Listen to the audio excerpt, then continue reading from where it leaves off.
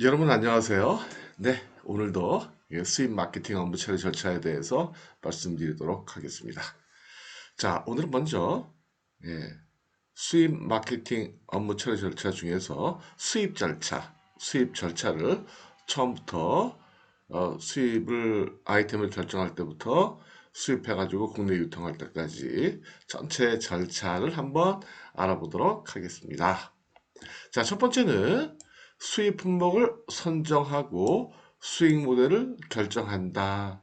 라는 거죠.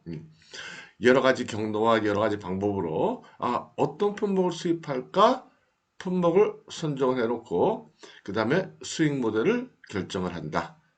수익 모델 결정한다는 거는요. 이 품목을 내가 내 책임하에 내 돈으로 수입해서 마진을 남길지 아니면 국내에 있는 유통업체나 아니면 뭐 도매상이나 이런 데 물건을 연결만 해주고 커미션을 받을지 그래서 마진을 얻을지 커미션을 받을지 이거를 결정을 한다라는 거예요. 예. 두 가지 방법이 있으니까 대표적으로 그렇죠? 예. 내가 내 돈 주고 수입해가지고 내 마진 붙여가지고 내가 유통업체한테 넘길 수도 있고 예. 이게 바로 직수입이 되는 거죠.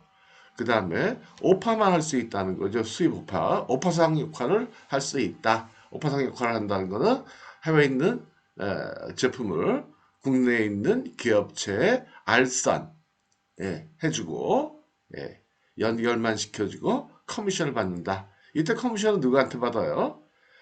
외국에 있는 업체한테 받을 수도 있고 국내에 있는 업체한테 받을 수도 있고 잘만 하면 양쪽 다 받을 수도 있을까요?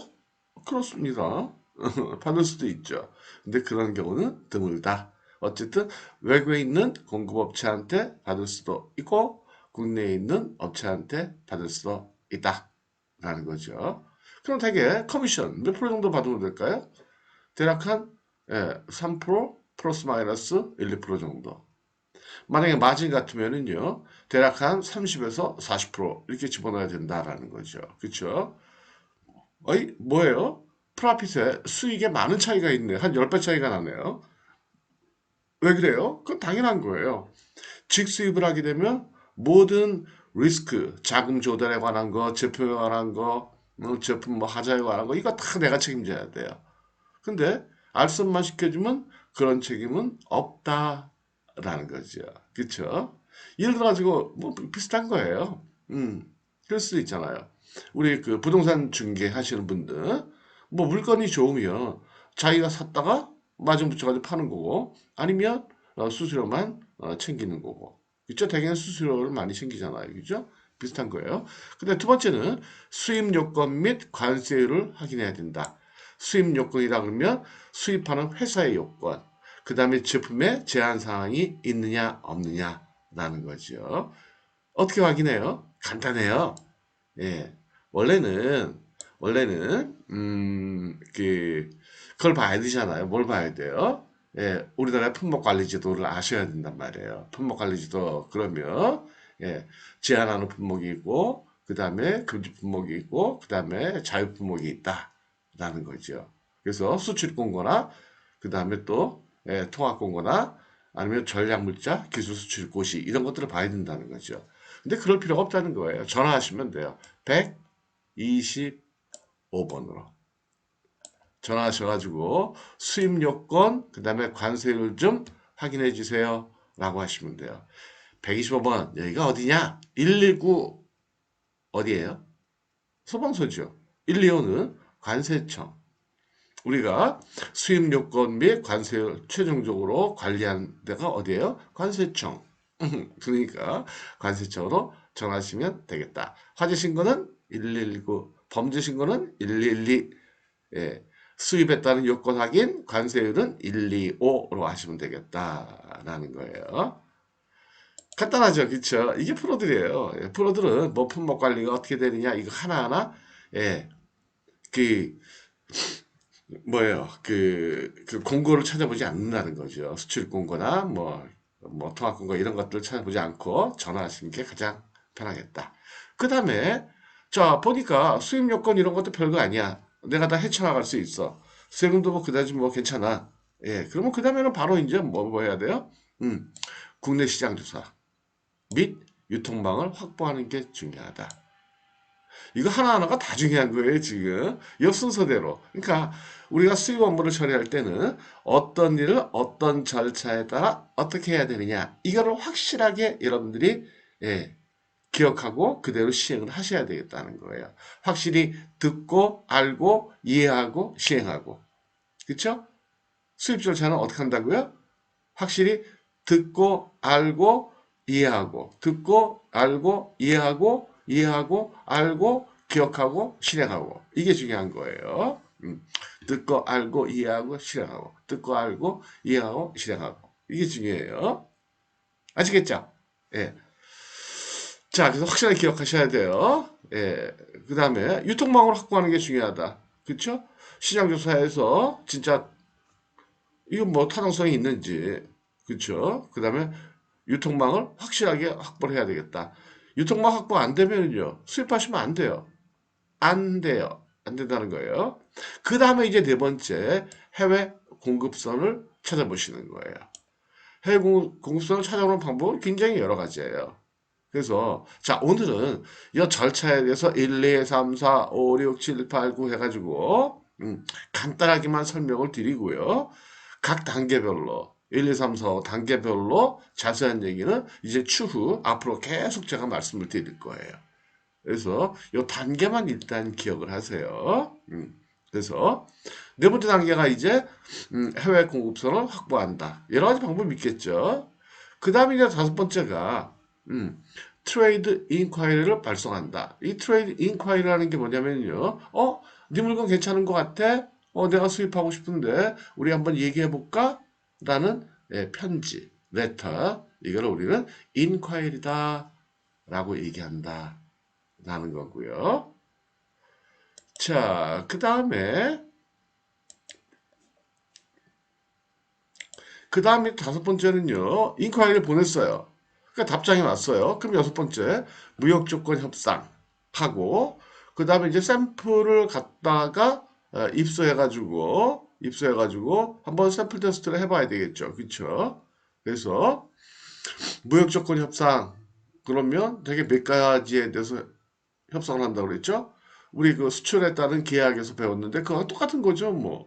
협상이라는 건 수출자, 수입자가 같이 하는 거니까. 그래서 품질, 수량, 가격, 대금결제 선적, 보험, 포장, 클레임 해결. 여기에 대해서 협상을 한번 하고 확실하게 한 번이 아니고 확실하게 하고요. 그 다음에 수입하기 전에 샘플을 확실하게 한번 입수를 해본다. 샘플은 뭐 무료로 받을 수도 있고요. 예. 이해가 잘 전달이 되고 서로 간에 합의가 된다면 무료로 받을 수도 있고 아니면 샘플 값을 지불하고 받을 수도 있겠죠. 이해가 되시죠? 그 다음에 이제 무역계약을 체결한다라는 거죠. 예, 수입에 따른 협상이 다 완료가 됐다, 합의가 됐다, 뭐 가격도 합의가 되고, 선정 날짜도 합의가 되고, 결제 방식도 합의가 되고, 어쨌든 기타 등등 다 합의가 됐다 그러면 무역계약을 체결한다. 자, 이때 계약서 누가 쓴다고 그랬죠? 셀러가 써요? 바이어가 써요? 그렇습니다. 예, 합의한 사람이 쓰면 돼요. 예, 누가 쓴다라고 정해 있는 건 없다. 둘 중에 한 사람이 쓰면 된다라는 거예요. 그 다음에 이제 무역계약이 체결됐으면 제품을 받아야 되겠죠. 그쵸? 제품을 받으면 돼요. 그래서 그건 이제 수입 운송이다라고 얘기하는 거고 운송하는 방법은 그건 뭐 나중에 또 말씀을 드릴 테고요. 그 다음에 이제 물건을 받았으면 대금을 결제해 주면 되겠죠. 그 다음에 물건을 통관을 해야 되겠죠. 통관. 예. 만약에 검사가 필요하다 그러면 검사도 거치고 그 다음에 수입 신고도 하고 그 다음에 세금 내고 하는 걸 얘기하는 거죠. 그 다음에 이제 국내에다 공고를 하면 요렇게 요런 단계를 거쳐서 수입이 종료가 되겠다라는 거예요. 이해가 되시죠? 사실 어렵진 않아요. 어렵진 않은데 사실 초기 단계가 중요하거든요. 그래서 정리해 드릴게요. 정리해 드릴게요. 수입 절차, 수입 품목을 선정을 하고 수익 모델을 결정한다. 아이템 잘 결정해야 되겠죠. 이게 먹을거리니까. 그 다음에 수입 요건을 확인한다. 관세를 확인한다. 몇 번으로 전화한다? 125번으로 전화한다. 그 다음에 국내 시장 조사를 하고 유통망을 확보한다. 라는 거죠. 그 다음에 이제 유통망이 확보가 됐으면 이제는 자신있게 해외 공급선을 찾아보는 거예요. 그 해외에 있는 뭐 제조업체가 됐든 아니면 유통회사가 됐든 아니면 수출업체가 됐든 공급선을 확보해 보고요. 제일 좋은 거는 제조업체한테 사면 제일 싸겠다라고 상식적으로 판단이 들죠. 예, 유통업체한테 사게 되면 조금 더 많이 들어가겠죠. 그 다음에 이제 트레이드 인콰이리를 발송을 하고요. 그 다음에 이제 협상을 한다라는 거죠. 인콰이리 보냈을 때 관심이 있다? 협상해보자. 그럼 협상을 하고요. 그 다음에 협상이 끝날 때쯤 돼서 샘플을 한번 들여보고 그 다음에 이제 합의된 대로 무역계약서를 7번 체결을 하고 그 다음에 8번 물건을 국내로 들여오고 그 다음에 9번 대금을 결제해주고 그 다음에 수입 통관하고 그쵸? 뭐 수입 운송 물건 들여오고 수입 통관하고 결제해주고 뭐 이렇게 되고요.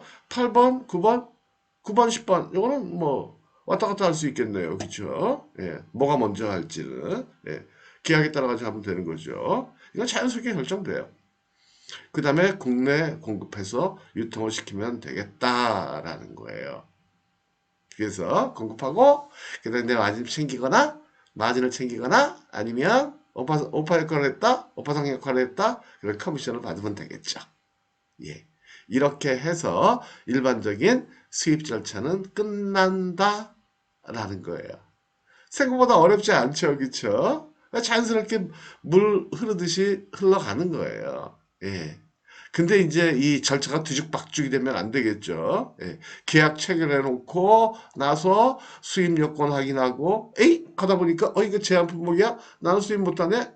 그러면 안 되겠죠. 에이 관세 알아보니까 관세가 엄청 비싸? 해봐야 손해날 것 같아? 가격이 안 맞아? 그럴 수도 있겠죠. 그죠? 그래서 어떤 일을 어떤 절차에 따라서 어떻게 하느냐. 이 절차 굉장히 중요하다라는 거예요. 자, 그럼 오늘은 일단 여기까지 하고 마치도록 하겠습니다. 오늘도 행복하시고요. 평안한 하루 되시기 바랄게요. 마치겠습니다.